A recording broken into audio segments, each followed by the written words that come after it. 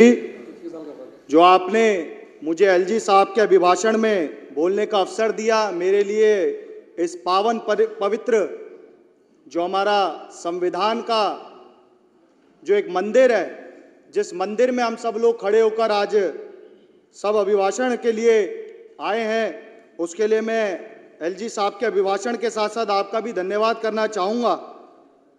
उससे पहले मैं बताना चाहता हूं कि मैं अनुसूचित वर्ग से आता हूं।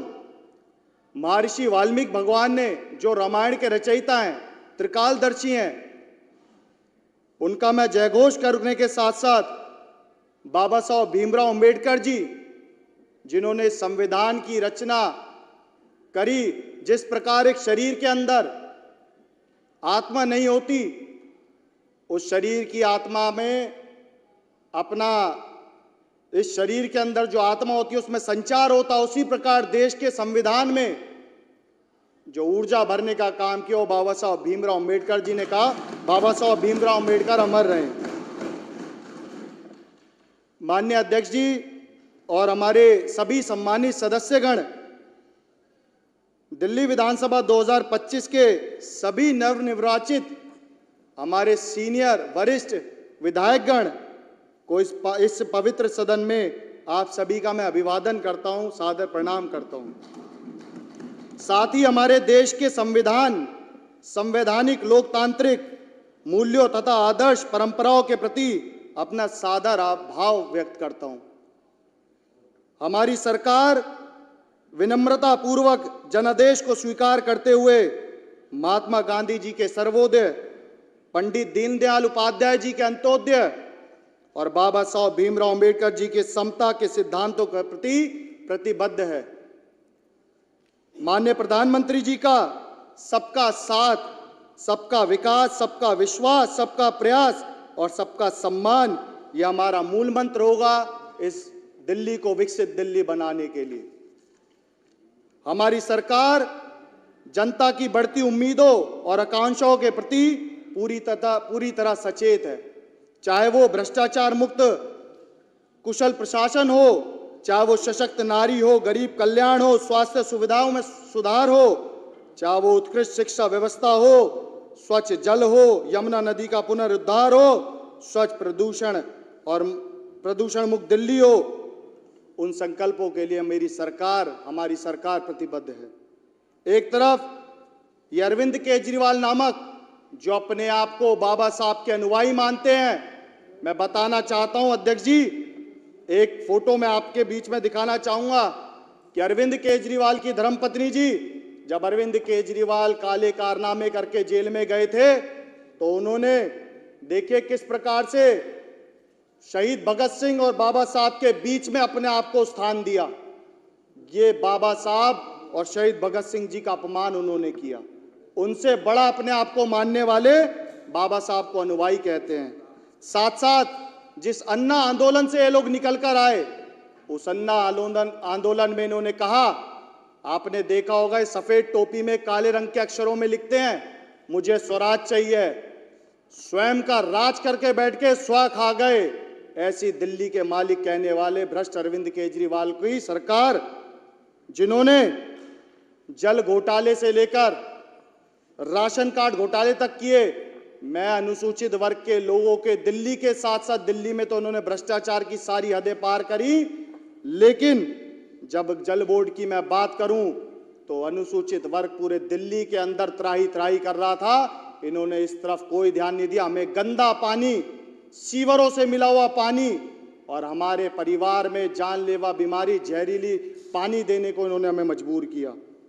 साथ साथ मैं बात करूं, ये उस विभाग के खुद भी मंत्री थे और इन्होंने हमारे अनुसूचित वर्ग के लोगों के साथ जो हत्या करने का काम किया, इन्होंने हमारे अनुसूचित वर्ग के लोगों को सीवर के अंदर डालकर उनकी हत्याएं की और उनकी हत्याएं करने के बाद उन्हें कोई भी मूलभूत सुविधाएं उपलब्ध नहीं कराई। ये वो अरविंद केजरीवाल है और खुद उन पैसों से शीश महल बनाकर बैठ गए।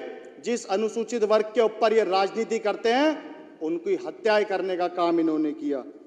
मैं ध्यान कराना चाहता हूं, एक तरफ दिल्ली के अंदर ये जब सत्ता में आए थे तो उन्होंने किया था बिजली हाफ और पानी माफ के नारे से आए थे। बिजली हाफ के नाम पे पीपीएसी के बढ़ते हुए चार्ज, जो हमारी स्लम एरिया जितनी पुनर्वास कॉलोनीज हैं उनके अंदर इन्होंने बढ़ाने का काम किया। जो लगभग 2.5% हुआ करता था, 12.5% उन्होंने हमारे लिए ये काम किया। और पानी की बात करें तो हमारे पुनर्वास कॉलोनीज के अंदर अनुसूचित जाति के लोग जो 20 रुपए की पानी की बोतल खरीदने पर मजबूर हुए, एक समय ऐसा आया कि वो 40 रुपए की पानी की बोतल पीने को मजबूर हुए। उसके साथ साथ जब ये सत्ता में आए थे तो उन्होंने वादा किया था कि हम जगह जगह पाठशालाएं खोलेंगे। पाठशाला का तो पता नहीं, इन्होंने जगह जगह बारशालाएं खोली, और बारशालाएं भी ऐसी खोली कि एक दारू के साथ एक दारू फ्री दी। और सबसे बड़ी बात देखिए अध्यक्ष जी, इन्होंने जो हमारी भारतीय संस्कृति, हमारे भारत की परंपरा का जो मजाक बनाया। जो हमारी माँ, जब भी हम नारा देते हैं भारत माता की जय, चाहे माँ पार्वती हो, चाहे माँ काली हो, चाहे माँ यमुना हो, चाहे जमुना हो, हमारा भारतीय संस्कृति परम स्थान रखती है। आज जो हम जो कुछ भी हैं हम अपनी माँ की वजह से हैं। और इन्होंने उन माँ का जो अपमान किया, एक तरफ भारतीय जनता पार्टी की जहां जहां सरकारें हैं वहां उनको पिंक टॉयलेट, लखपति दीदी, ड्रोन दीदी योजना के तहत उनको लाभ दिलाती है, और दूसरी तरफ ये लोग पिंक ठेके खोलते हैं। पिंक ठेके खोलने पर 20% की छूट देते हैं। एक तरफ कोई व्यक्ति 500 रुपए की शराब लेता है तो मेरी माताओं बहनों को वो लाइन में लगवा के अनुसूचित वर्ग के लोगों के साथ हत्या करने का काम करते हैं। उनको वही बोतल 400 रुपए में उपलब्ध कराई जाती है। अध्यक्ष जी, जो इन्होंने क्लासरूम में घोटाले किए थे वो सभी को उजागर हैं। हमारे लोगों की जो स्कॉलरशिप खाने का काम किया, हमारे लोगों के साथ जो उन्होंने शिक्षा से वंचित रखा, उसकी हम घोर निंदा करते हैं। और मैं आपको बताना चाहता हूं, जब एक तरफ हमारे देश के यशस्वी प्रधानमंत्री जी जब कोरोना के टाइम पर सभी का साथ निभा रहे थे, और दूसरी ओर जब हमारे अनुसूचित वर्ग के लोग जब अपनी सेवाएं देते हुए वहां पर शहीद हो रहे थे, तो इस अरविंद केजरीवाल ने उन लोगों के लिए किसी भी तरीके का मुआवजा नहीं दिया, किसी प्रकार की नौकरी नहीं दी। उन लोगों को उन्होंने मारने का काम किया। मैं आपको विश्वास दिलाता हूं कि जो प्रधानमंत्री जी की योजनाएं हैं, विकसित दिल्ली को लेकर जो संकल्प पत्र हैं, वो सभी मेरे पूर्व में सभी सीनियर विधायकों ने जो समक्ष रखे, उन सभी को हम सब लोग मिलकर साकार करेंगे। और दिल्ली राज्य को विकसित दिल्ली बनाने का संकल्प हम सभी अपने प्रेरणा स्रोत देश के यशस्वी प्रधानमंत्री आदरणीय नरेंद्र मोदी जी के आदर्शों और सिद्धांतों के अनुसार दिल्ली में सुशासन का नया दौर प्रारंभ करने के लिए हम सभी लोग संकल्पबद्ध हैं। आपने मुझे पहली बार मौका दिया बोलने का, आपका बहुत बहुत धन्यवाद। आप सभी का बहुत बहुत साधुवाद। भारत माता की जय। श्री गजेंद्र यादव।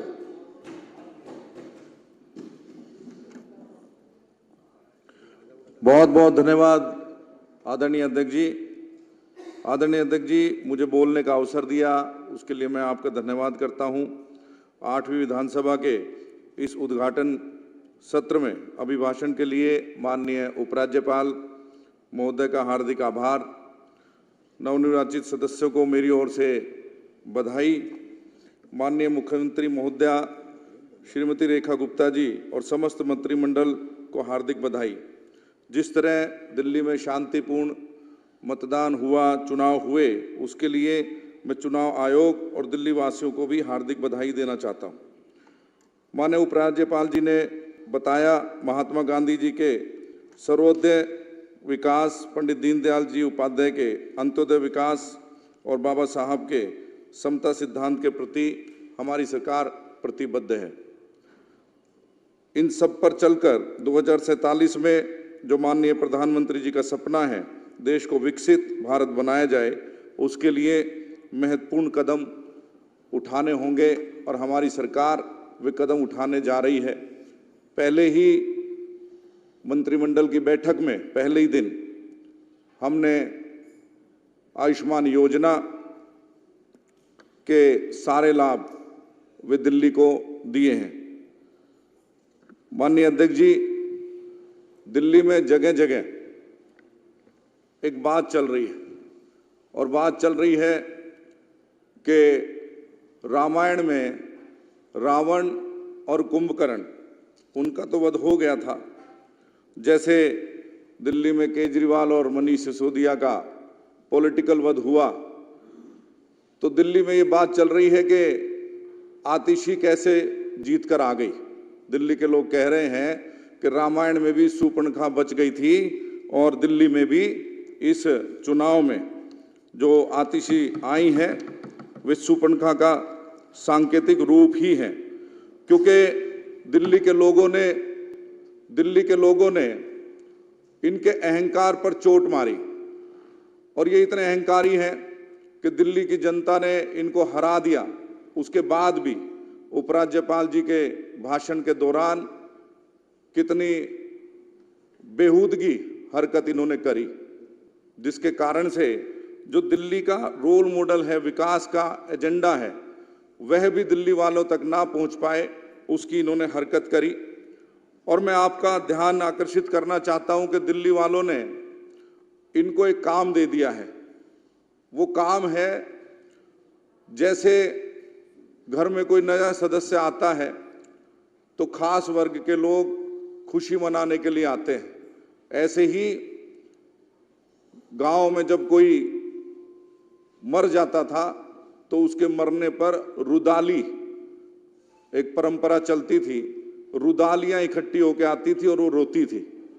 तो आप चिंता मत करिए, निश्चिंत रहिए, ये सब जो लोग आम आदमी पार्टी के जीत कर आए हैं वे रुदाली की भूमिका 5 साल तक यहाँ चलाएंगे, और जब भी हम विकास का कोई उदाहरण प्रस्तुत करेंगे तो वे रोते रहेंगे, और आप उनका इलाज करते रहना, पूरा सदन आपके साथ है।